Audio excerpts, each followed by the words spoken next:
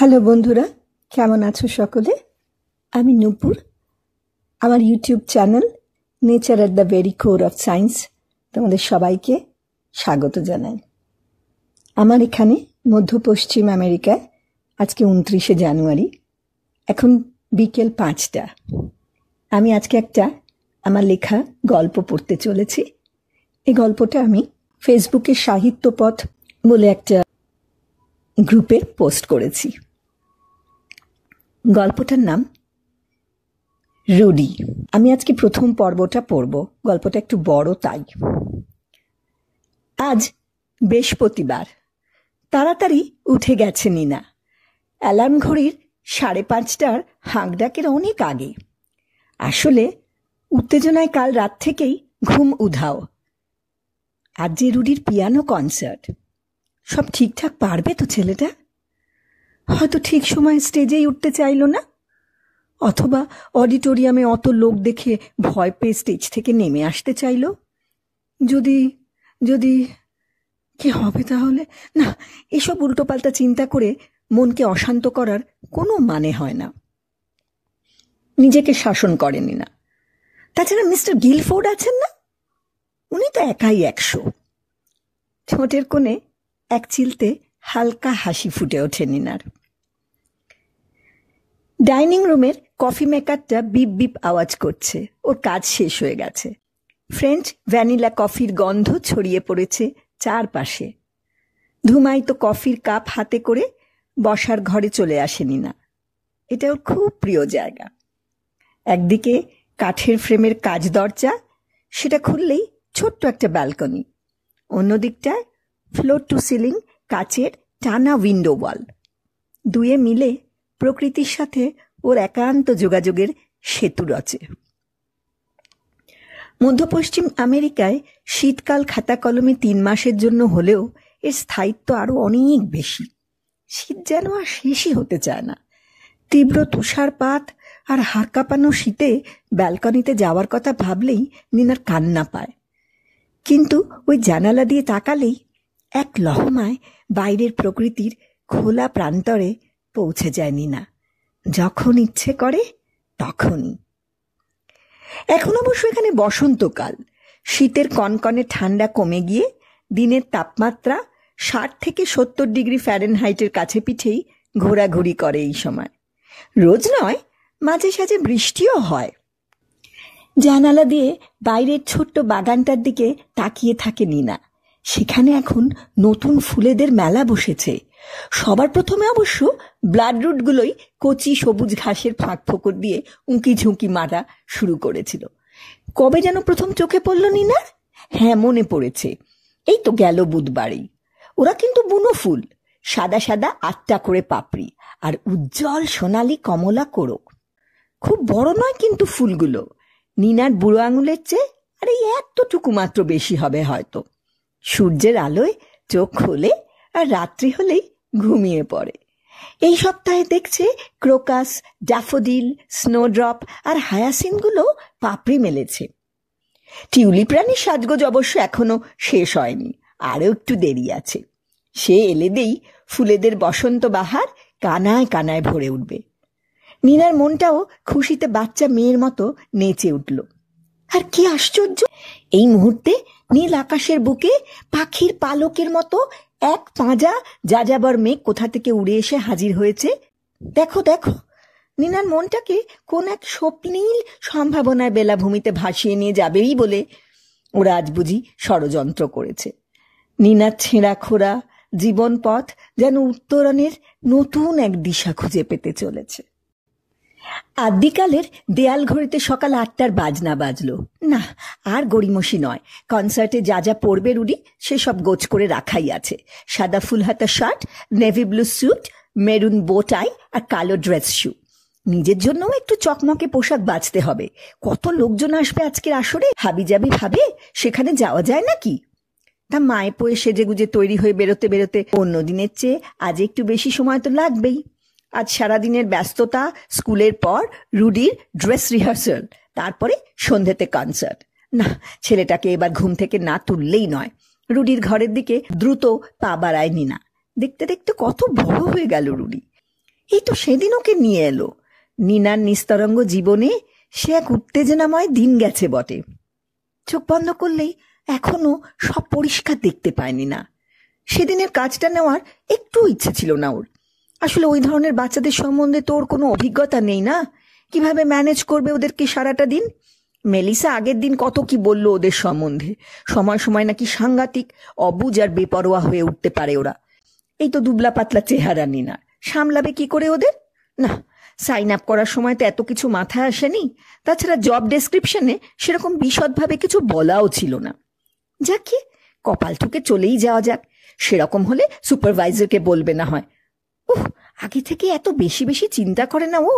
বাতিগ্রস্ত হয়ে গেল নাকি? দূর দূর, দেখতে দোষের কি?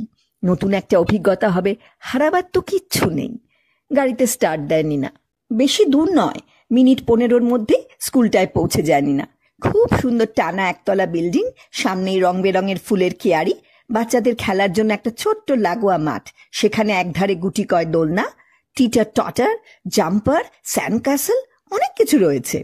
নিনা বিল্ডিং এর ভেতরে ঢুকে শৈশাবুত করার পর একজন ভদ্রমহিলা এসে ওকে 221 নাম্বার ঘরে নিয়ে গেলেন।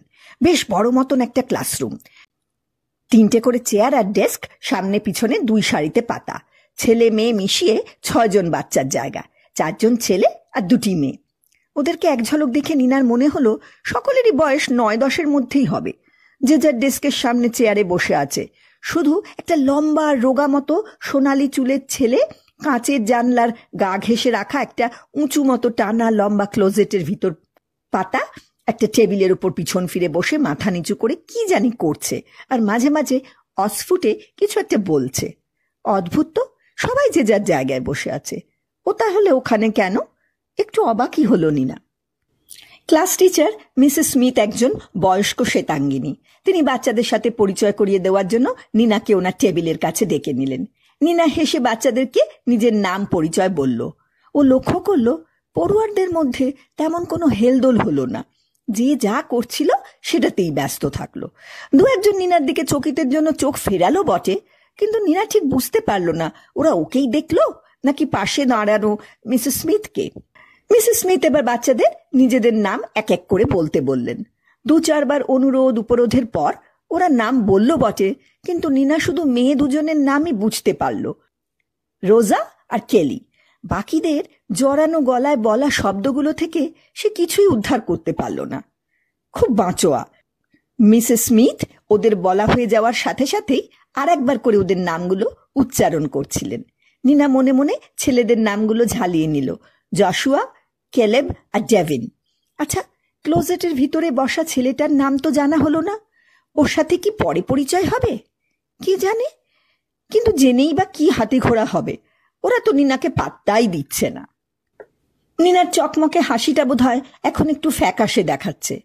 মিসেস স্মিথ ওর হাতের ওপর আলতো করে হাত ছুঁয়ে বললেন, তুমি নতুন তো, কদিন গেলেই দেখবে ওরা তোমার কাছে আসার চেষ্টা করবে। ওদের রিসেপশনটা ঠিক 8-5টা বাচ্চার মতো নয়, কিন্তু আমি বলছি ওরা তোমায় ওদের মতো করে ঠিক লক্ষ্য করেছে। যাও না, যাও ওদের ডেস্কের কাছে গিয়ে দেখো ওরা কি করছে। ঘরে আরো 2 জন সাহায্যকারী ছিল, জো আর লেক্সি। ওরা বাচ্চাদের জল খাবার সাজাচ্ছিল। নিনার মনে হলো এই সুযোগে ছেলে মেয়েদের পছন্দ অপছন্দ সম্বন্ধে অনেক কিছু জানা যাবে। নিনা একজন একজন করে বাচ্চাদের ডেস্ক লাগোয়া টিচারের চেয়ারটায় গিয়ে বসলো, ওদের সাথে ভাব জমাবার চেষ্টা করলো। হ্যাঁ, এবার ওদের সঙ্গে চোখাচোখি হলো। নিনার সাথে ওরা হাই ফাইভ করলো, কেউ কেউ এক চিলতে হাসিও উপহার দিল। নিনা লক্ষ্য করছিল ওদের সকলের মধ্যেই একটা ব্যাপারে মিল আছে, একই আচরণের পুনরাবৃত্তি করে ওরা। কেউ ক্রমাগত দুলে চলেছে, কেউ ক্রমাগত মাথা নিচু করে নিজের হাতের আঙুলগুলো একইভাবে বারংবার নেড়ে চলেছে। একজন তো আবার মিনিট 5 পরপরই উত্তেজিতভাবে চেয়ার থেকে টুকুস করে উঠে দাঁড়াচ্ছে আর বিচিত্র আওয়াজ করে 2-4টে হাই জাম্প গোছের লম্ফঝম্প দিয়ে নিচ্ছে, তারপরে বসে পড়ছে। কেউ বা আবার মাথা নেড়ে নেড়ে ক্রমাগত জড়িয়ে জড়িয়ে একই শব্দ বা শব্দগুচ্ছ বলে চলেছে। মজার ব্যাপার, ওরা প্রত্যেকেই ওদের নিজস্ব পৌনপুনিক ব্যবহারে এতটাই অভ্যস্ত এবং স্বচ্ছন্দ যে সেখান থেকে বের করে এনে অন্য কিছু করানোর চেষ্টাটা রীতিমতো চ্যালেঞ্জিং বলে মনে হচ্ছিল। সে লেখাপড়াই হোক অথবা গান বাজনা বা আঁকা আঁকি। এই যে ম্যাডাম, আপনি একটা ঘটিরাম, কিছুই পারেন না। নিজেকে নিজে মুখ ভ্যাংচালো নিনা। আচ্ছা, ক্লোজেটে বসে থাকা ফিনফিনে সোনালি চুলের ওই ছেলেটার কি নাম? ও কি আর ডেস্কে ফেরত আসবে না? জিজ্ঞেস করবে নাকি মিসেস স্মিথকে? ভাবতে ভাবতেই দেখলো মিসেস স্মিথ ক্লোজেটের দিকেই এগিয়ে যাচ্ছেন। নিনা অমনি জিজ্ঞেস করলো, may I come with you Mrs Smith? Sure, and please call me Tisha. ঘাড় গুড়িয়ে এক টুকরো মিষ্টি হাসলেন মিসেস স্মিথ। নিনার খুব ভালো লাগলো মিসেস স্মিথের এই কাছে টেনে নেওয়ার ভঙ্গিটি। ও টিশার পিছু পিছু চলল। How are you Rudy? It's time to join the class, please go back to your seat. Tisha ছেলেটাকে ডাকলেন, কিন্তু সে কোনো উচ্চবাচ্য করল না। টিশা এবার নিনাকে সামনে এগিয়ে আসতে ইঙ্গিত করলেন। Look here Rudy, we have a new person in our class. ধীরে ধীরে এবার মাথা তুলল ছেলেটা। ও সমুদ্রের মতো নীল দুটো আয়ত চোখের শ্লথ দৃষ্টি নিনার দিকে বেশ কয়েক পলের জন্য স্থির হলো। তারপর আস্তে করে সে বলে উঠল, নিনা। আর পর মুহূর্তেই মাথাটা নিচু করে ডুবে গেল আবার নিজের জগতে। রুডির মুখে নিজের নামটা শুনে পুরো চমকে উঠল নিনা। বুকের মধ্যে কেমন একটা মোচড় দিয়ে উঠল। নিয়মের শিকলে আষ্টে পৃষ্ঠে আগলানো রোবটের মতো যে জীবন সে দিন রাত যাপন করে, সেগুলো কেমন তুচ্ছ হয়ে গেল। কতদিনে লুকিয়ে থাকা একটা গভীর দীঘল শ্বাস বুকের খাঁচা ভেদ করে বাইরে বেরিয়েই কেমন রুমঝুম পায়ে নাচ করা কিশোরীর মতো হালকা হাওয়া হয়ে ওর চারপাশেই ঘুর ঘুর করতে লাগলো। দেয়া মুহূর্তের জন্য চোখ বন্ধ করে নিল। পরম পাওয়ার আনন্দে না অবিশ্বাসে? কে জানে। সেই ফুরফুরে বাতাস মিহি পরশে খুলিয়ে দিল ওর আঁখি পল্লব। ছেলেটা তাহলে ক্লাস ঘরের সব কথাবার্তাই শুনেছে। আশ্চর্য তো। তিশাও হেসে উঠলেন এবার। Very good listening Rudy. তুমি আজকে সারাটা দিন নিনার সঙ্গেই কাটাবে। লেখাপড়া, গান বাজনা, খেলাধুলো সবেতে নিনা আজ তোমার সাহায্য করবে। ওর কথা ঠিকঠাক শুনবে কিন্তু, তবেই তো নিনার ভালো লাগবে। আর তাহলেই তো পরের দিন আবার আসবে তোমার কাছে। জানো তো নিনা, আমাদের রুডি না পিয়ানো বাজাতে কিন্তু দারুণ ওস্তাদ। আজ রুডির সাথে লাস্ট পিরিয়ডের মিউজিক ক্লাসে গেলে তুমি নিজের চোখেই আবিষ্কার করবে সেটা। নিনা ঠিক নিশ্চিত হতে পারল না টিশার এই কথাগুলো রুডি শুনল কিনা। রুডির সব মনোযোগ তার হাতে ধরা একটা ছোট্ট স্টাফড খেলনা সাদা হাঁসের উপরই ন্যস্ত। সেটাকে সে হাতের মুঠোতে পুরে রেখেছে। মাঝে মাঝে মুঠো খুলে পরখ করে দেখছে যে সেটা ঠিকঠাক আছে কিনা, আর অস্ফুটে কি সব বিড়বিড়িয়ে বলছে। নিনা কান পেতে শোনার চেষ্টা করলো। অবাক হওয়ার পালা এবার ওর। পরম মমতায় রুডি হাঁসটার গায়ে হাত বুলাচ্ছে আর ডাকছে, আফলাক আফলাক। নিনা রুডির দিকে তাকিয়ে বলল, আফলাকটা কি সুন্দর দেখতে, তাই না রুডি? তুমি বুঝি ওকে খুব ভালোবাসো? কে জানে কি বুঝলো রুডি, সে মাথা নিচুই করে থাকলো। জানো তো, আমারও একটা ওরম আছে, তবে তোমারটার মতো অত মিষ্টি নয় মোটেই, নিনা বলল। এবার কিন্তু চোখ তুলে সামনের দিকে তাকালো রুডি। যদিও সে দৃষ্টি ঠিক কোথায় নিবিষ্ট তা ঠাউর করতে পারল না নিনা। কিন্তু তার শেষ কথায় রুডির মুখটা যে হাসি হাসি হয়ে গিয়েছে সেটা মোটেই নিনার দৃষ্টি এড়ালো না। এসো রুডি, আমরা ডেস্কে ফিরে যাই। রুডি কিন্তু এবার বিনা বাক্যবায়ে ক্লজেট থেকে নেমে এলো। নিনার হাতটা নিজে থেকেই ধরল এবং গুটি গুটি পায়ে নিজের ডেস্কে এসে চুপটি করে বসলো। নিনার বুক উত্তেজনায় ধুকপুক করছে। শুনেছে, ওর কথা শুনেছে রুডি। আজ সকালে এ এক দারুণ পাওয়া ওর। মিসেস স্মিথও বেশ যেন নিশ্চিন্ত হয়েছেন। আসলে রুডিকে ক্লোজেট থেকে ডেস্কে এনে বসানোটা একটা চ্যালেঞ্জিং কাজ। সেই ওদের প্রথম দেখা সাক্ষাৎ, নিনা আর রুডির।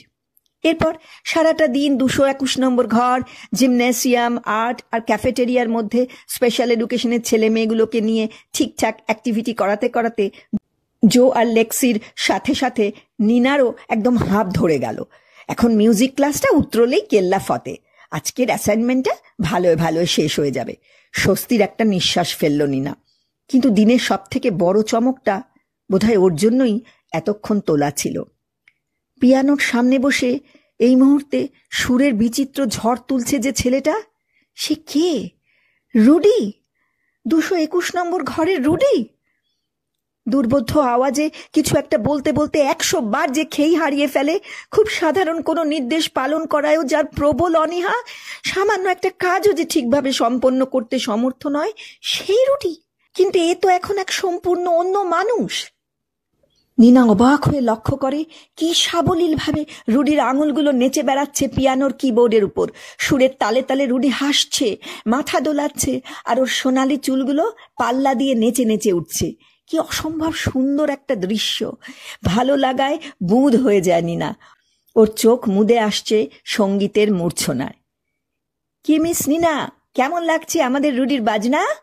মিটিমিটি হাসছেন মিউজিক টিচার, দীর্ঘদেহী সৌম্যকান্তি মিস্টার রবার্ট গিলফোর্ড। কি করে সম্ভব হলো এসব মিস্টার গিলফোর্ড? প্রশ্ন করেনি না। মিস্টার গিলফোর্ড একটু হেসে 2 হাত প্রসারিত করেন আকাশপানে, তারপর বলেন, স্বরক্ষেপ চেনার, সুর অন্তস্থ করার এবং সঙ্গীতের অন্তর্নিহিত আবেগকে নিজের ভেতরে অনুভব করার একটা সহজাত ক্ষমতা নিয়েই রুডি জন্মেছে। God works in mysterious ways. ধর্মপ্রাণ খ্রিস্টান গিলফোর্ডের চোখে কেমন এক মেদুরতা। কিন্তু এত সব শেখালেন কিভাবে ওকে আপনি? আমি 12টা কর ছাড়া রুডিকে কিন্তু আর বিশেষ কিছুই শেখায়নি নীনা, গিলফোর্ড বললেন। মানুষটা কি জাদু জানে? নীনার চোখে মুখে অবিশ্বাসের ছোঁয়া। স্কেল, ইন্টারভ্যাল, পিয়ানোর খটোমটো ব্যাকরণ কিচ্ছু না? না, একদমই না, মাথা নাড়েন গিলফোর্ড। আমার মনে হয়েছে যে ওসবের বোঝায় ওকে জর্জরিত করে তুললে ওর নিজস্ব ক্ষমতাগুলোই হয়তো চাপা পড়ে যাবে। আমি বাজিয়েছি, রুডি শুনেছে, একবার নয়, বারবার। তারপর ভুল ঠিক বাজাতে বাজাতে কখন যেন সুরটা ওর বুকের গভীরে একেবারে সেঁধিয়ে গেছে। ব্যাস, আমায় আর নতুন করে কোনো নির্দেশ দিতে হয়নি। সদ্য শেখা সুর নিজের ইচ্ছে মতো নাগাড়ে বাজিয়ে গিয়েছে রুডি, দীর্ঘ সময় ধরে, অক্লেশে, ক্লান্তিবিহীনভাবে। এইভাবেই দিনে দিনে ওর হাত খুলেছে। পিচ চেনার, সুর মাথায় ধরে রাখার এবং পিয়ানোর কিবোর্ডে কোথায় কখন আবেগের মোচড় দিতে হবে শুধুমাত্র কানে শুনে শুনেই সেসব তুলে নিয়েছে রুডি। সময়কালে তা ঠিকঠাক প্রয়োগও করেছে। কিন্তু ও পিয়ানো নোটগুলো আত্মস্থ করলো কি করে? হ্যাঁ, একদম শুরুর দিকে সেটা একটু চ্যালেঞ্জিং ছিল বটে। আমি পিয়ানোর কিবোর্ডের উপরে রঙিন স্টিকার কোটের নোটগুলো লিখে রাখতাম, ওতে রুডির খুব সুবিধে হয়েছিল। মন্ত্রমুগ্ধের মতো গিলফোর্ডের কথাগুলো শুনছিল নীনা। তারপর বেশ কয়েকটা সপ্তাহ পার হয়ে গেছে। অন্য অনেক কাজের সুযোগ থাকলেও নীনা কিন্তু তা নেয়নি। ও এই কাজটাকেই ধরে রেখেছে। একটু কঠিন লাগলেও কাজটা নীনার কিন্তু খারাপ লাগছে না মোটেই। বরং ভোর হতে না হতেই 221 নম্বর ঘরের বাচ্চাগুলো, বিশেষ করে ওই সোনালি চুলের সমুদ্র নীলচোখ রুডি নামের ছেলেটা, ওকে হাতছানি দিয়ে ডাকে। সেই ডাক অস্বীকার করে এমন সাধ্য কই নীনার। আর কি অদ্ভুত, স্কুলে থাকাকালীন রুডির সব দায়িত্বভার এখন থেকে নীনাকেই দিয়েছেন টিশা। কি করে জানলেন উনি নীনার ঐকান্তিক ইচ্ছা? রুডির সঙ্গেও নীনার যেন কেমন একটা বোঝাপড়া হয়ে গিয়েছে। এরকম নয় যে রুডি ওর সব কথা শোনে, কিন্তু নীনা লক্ষ্য করেছে দিনের শুরুতে আফলাককে হাতের মুঠোয় ধরে স্কুলের ব্যাগপত্র সামলে স্পেশাল এড বাস থেকে যখন ছেলেমেয়েরা এক এক করে নেমে আসে, তখন ওদের অভ্যর্থনা করার জন্য স্কুল বিল্ডিংয়ের গেটের সামনে দাঁড়িয়ে থাকা হাসি হাসি মুখগুলোর ভিতর কাউকে উদ্ভ্রান্তের মতো খোঁজে রুডির অস্থির চোখ। আর নীনাকে দেখতে পেলেই ও দুটো কেমন শান্ত নিশ্চিন্ত হয়ে যায়। সকাল 8:45 থেকে অপরাহ্নের 3:48 পর্যন্ত সময়টা তো নেহাত কম নয়। রুডির সাথে ছায়ার মতো লেগে থাকে নীনা। একটু একটু করে সে বুঝতে চেষ্টা করে রুডির মন মেজাজের ওঠাপড়া, রুডির হাসি কান্না, চাওয়া পাওয়া, কষ্ট আনন্দের সূক্ষ্ম সংবেদনশীলতা।